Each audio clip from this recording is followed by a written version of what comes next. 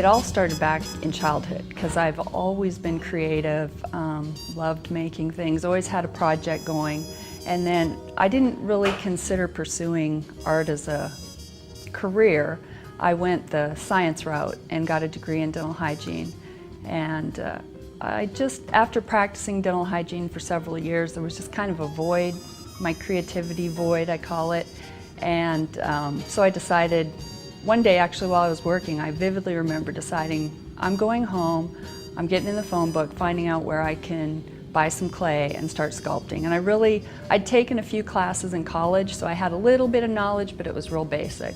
And really I talked to people that had done some sculpting. I joined the Kansas City Clay Guild, talked to people there, got online, went to Barnes & Noble, read books, and just jumped in. I did take some painting classes and other art classes. I think most artists love all different kinds of art, but the trick is to just kind of stay focused on one thing and do one thing well. At least that's what I'm trying to do, instead of get too distracted. And I really enjoy the three-dimensional thing. I'm most comfortable with three-dimensional.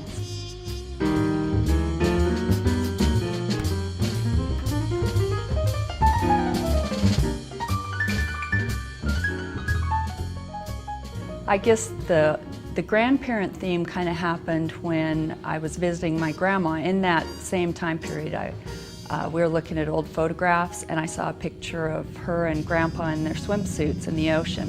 And I just thought it was so cute. I said, Grandma, would you mind if I sculpted you? And she kind of giggled and was embarrassed, And she said, sure. And so I did that sculpture, and my husband looked at it and he said, you need to do something with this. And there happened to be an open artist competition that the Clay Guild was putting on, so I entered it reluctantly, and I won that competition. And it's just kind of springboarded from there.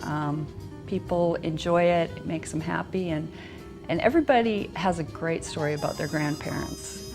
They're just special to everybody, I think. So.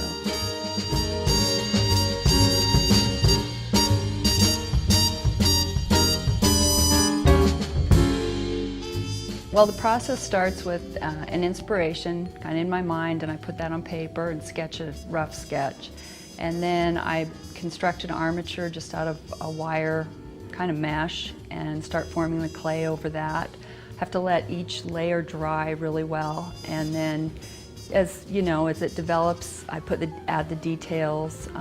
Last thing I do is the face. I love to do the face because that's when their character and personality appears. Try to put a sense of humor in my sculptures, and that's when it develops usually, or is expressed as on the face. So after I'm finished sculpting it, I let it dry, and it can take up to a week. You have to make sure it's thoroughly dry. I actually put it in the kiln and let it candle for overnight, which means it's on a really low temperature in the kiln. So there's absolutely no moisture left in, because I have learned from experience that it can explode in the kiln. And after hours of work, it's not what you want to see when you open the kiln. So then it's fired to what they call a bisque state, which it's just the clay becomes white, and then back to the studio, and I hand paint on all the glazes and refire it, and then in that step is when the glazes the colors come out in that firing. I'm hoping in the future for more opportunities like this, where I get to expose my art to people who enjoy and value it, and I'm hoping that one opportunity kind of leads to another opportunity, and I'll take those as they come. Now I'm getting to a stage in my life where I can have more time, and especially in the next 2 to 3 years as my boys will be going off to college. So I'll go with it as far as it'll go. If it's across the country, across the world, this is what I love. And my husband would love to quit his job and support me in mine, so we'll see what happens.